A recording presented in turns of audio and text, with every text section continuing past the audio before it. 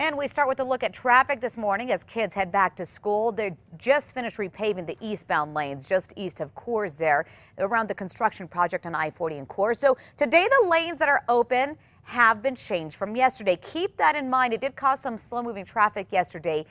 So far this morning, seems like everything's moving along just fine. But again, keep in mind there's going to be a lot more people on the roads because a lot of kids are heading back to school for APS. And as kids do head back to class this morning, there will be a number of security measures being taken to keep them safe. But something that you might not have thought about could be a threat too: identity theft. Scam artists are targeting children, even babies, stealing their social security numbers to open credit cards and more. The problem is becoming such an issue that it's prompted the Better Business Bureau in New York to issue a warning. 1 out of every 40 families with a child under the age of 18 has had that child's identity compromised. If you do start seeing credit card offers, collection notices, or IRS letters in your child's name, the experts say that's a warning sign. There are some things that they recommend you can do. The first, keep your child's social security number as private as possible. Always get your own credit report information and extra approval forms allowing you to check your child's name and social. And finally, check your child's credit by the age of 16, they say. That way, if there's something wrong, there's time for it to be fixed before they need to establish their own credit. Some great tips there. Something you never think about, right? Kids are likely heading to class with backpacks full of brand new school supplies, but not all of those supplies will be used by them. It's something you probably noticed as you shopped your child's school supply list this year. Many schools do require communal supplies, things like tissues, pencils, paper towels. APS's new superintendent says that's an area the district really needs to revisit. How he plans to address the issue for parents, that's coming up at 5:31. And we have full back-to-school coverage right now on the KRQE News app. KRQE News 13 is your first resource for weather and traffic each morning throughout the school year. When the weather changes, we're going to have closings, we'll have delays throughout the year, so depend on that. We turn now to this developing story. Bernalillo County Sheriff's deputies are looking for a teen they say could be in danger. This is Erica Montoya. Deputies say the 15-year-old was last seen yesterday just before 7:45 walking south on 2nd near Pueblo Solano. That's in the North Valley. Deputies say she's 5'6", 150 pounds, blue hair that is shaved on the side. She was last seen wearing cheetah print pants and a black shirt that says London. They're asking anyone with any details to call 911. And the search continues for a missing 15-year-old teen in Farmington. Police say Nefi Sivi left his home around noon on Monday. He did not show up for work, did not take his cell phone or wallet with him. The family is now posting flyers around Farmington. He's 5'7", 145 pounds, brown eyes, brown hair, and was wearing a light blue t-shirt, jeans, and black and yellow shoes. If you see him, call Farmington Police. Happening in about an hour and a half, an interview with the man wanted for killing a New Mexico State police officer in 1971 is airing on national TV. Charlie Hill, a black militant, is accused of shooting and killing Officer Robert Rosenblum and then hijacking a TWA airliner to Cuba. New Mexico wants him extradited to face charges here. CBS reporter Margaret Brennan asked Hill about that possibility. Do you believe the Cuban government will continue to protect you? I think so, yes. Even though the U.S. is trying to extradite you? Yes, they've been trying to extradite me ever since I've been here. They've never quit. But now it's a new day, a new age, diplomatic relations. This could be a possibility now. This could be a possibility, but I have my faith in the Cuban government that certain political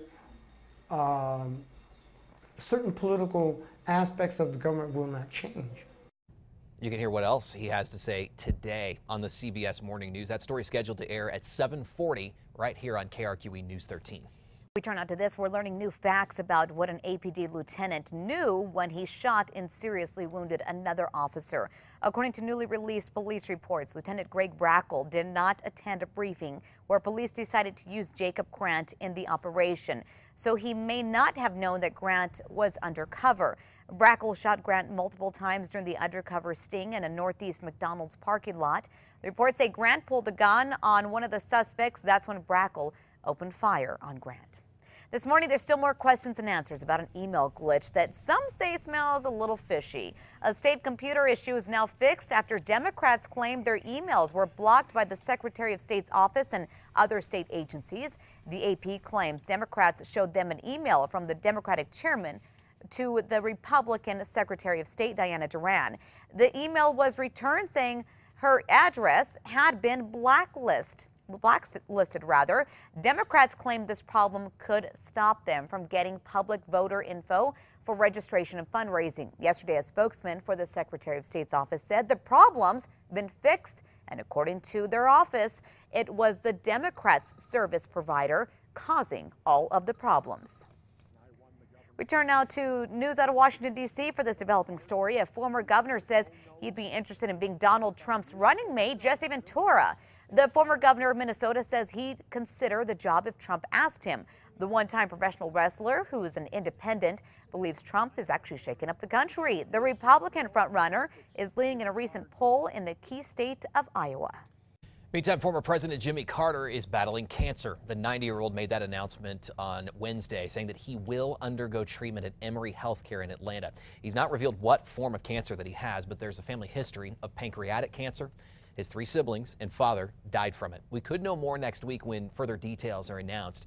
President Obama spoke with former President Carter last night, wishing him a full and speedy recovery.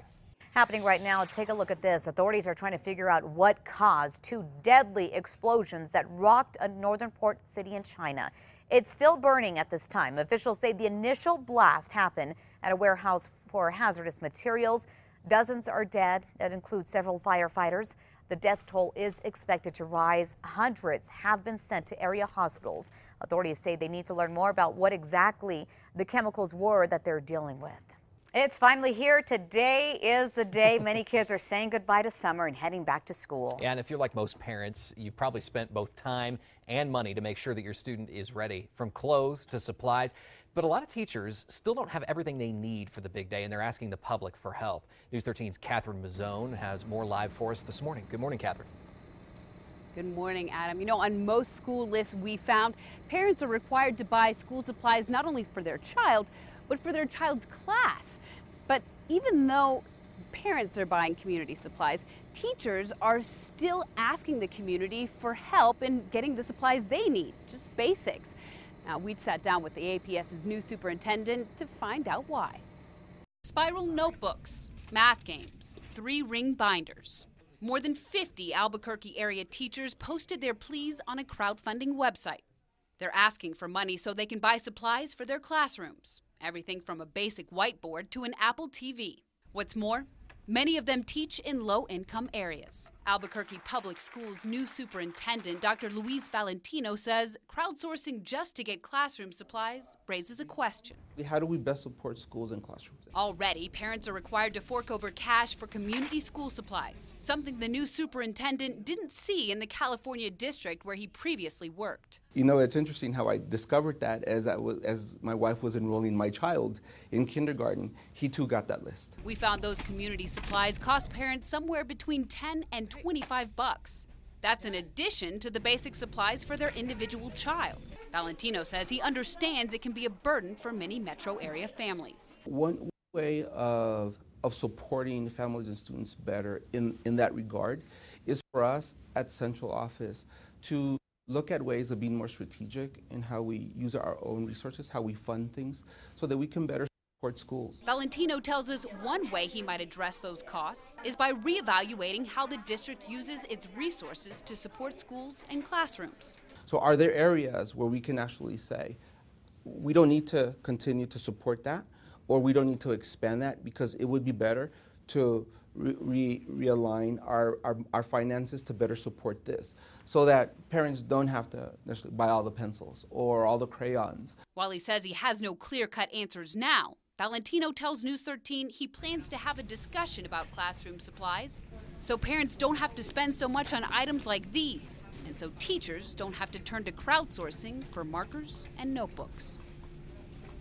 Valentino says one thing APS is doing this year is taking non-classroom teachers, administrators, and putting them in the classrooms until they can get more teachers hired.